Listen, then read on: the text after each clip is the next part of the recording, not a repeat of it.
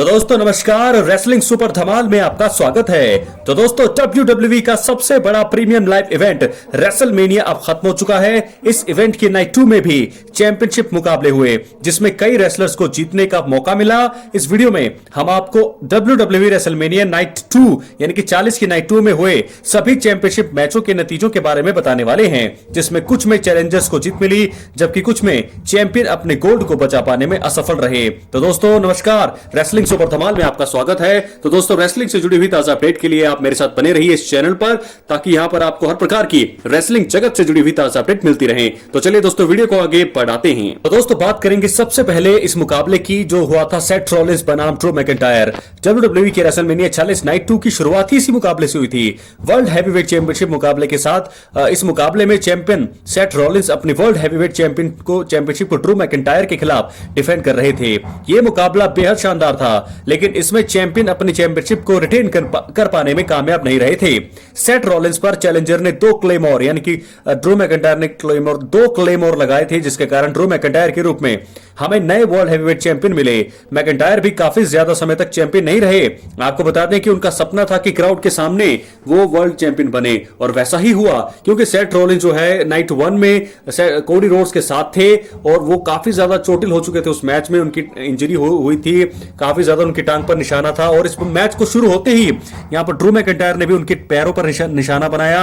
लेकिन जब वो जीते तो वह भावुक पल था, लेकिन कुछ टाइम बाद ही, कुछ सेकंड या कुछ मिनटों बाद ही यहां पर कैश इन करते हैं डेमियन प्रीस्ट, और उसके बाद डेमियन प्रीस्ट ने अपने money in the bank brief case को कैश इन करी और चैंपियनशिप जीत ली।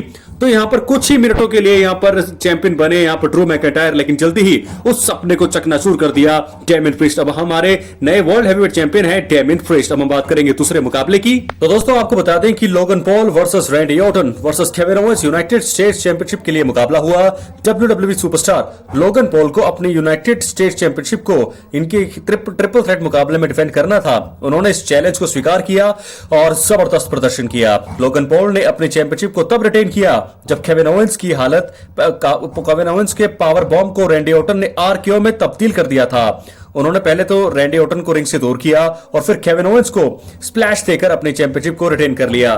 तो दोस्तों यहां पर रेसलमेनिया 40 का मोमेंट मिला है लोगन पॉल को, अपनी चैंपियनशिप को उन्होंने रिटेन कर लिया है रैंडी ऑर्टन और केविन ओवेंस के खिलाफ। तो दोस्तों ऐसा ही मेरी प्रेडिक्शन थी, अगर आप चैनल पर हो तो इस प्रेडिक्शन पर मेरी थी कि लोगन पॉल ही जीतेंगे और वही जीते हैं। तो हम बात करेंगे अगले मुकाबले की। अब दोस्तों इसके बाद हमें बेली और इयो स्काई कभी साथ में डैमेज कंट्रोल का हिस्सा हुआ करते थे। इसके बाद एक ऐसा पल आया जब स्काई ने बेली को धोखा दिया और उन पर काफी बुरा अटैक किया। इसके कारण दोनों के बीच रिश्ते में दरार आ गई थी और बेली स्काई से टाइटल जीतना चाहती थी। बेली ने रेसलमेनिया 40 में अपने हुनर का जबरदस्त प्रदर्शन किया और चैंपियन को कड़ी चुनौती दी। वो एक पांव से लंगड़ाते हुए भी स्काई पर भारी पड़ रही थी। आखिरकार बेली ने क्लॉथ लाइन सुप्लेक्स, टॉप रॉप से बिग एल्बो और अंत में रोज प्लांट लगाते हुए चैंपियन को हराकर उनसे चैंपियनशिप को जीत लिया है। तो यहां पर नई वुमेन्स वर्ल्ड चैंपियन बनी है बेली। तो दोस्तों अंत में हम बात करेंगे मेन इवेंट की। जी हां दोस्तों, जिसके बारे में आप सभी ही बात कर रहे हैं। कोडी रोड्स ने रच दिया है इतिहास। तो रोमन रेंस और कोडी रोड्स के बीच जो मैच हुआ वो धमाल मचा रहा था। वो एक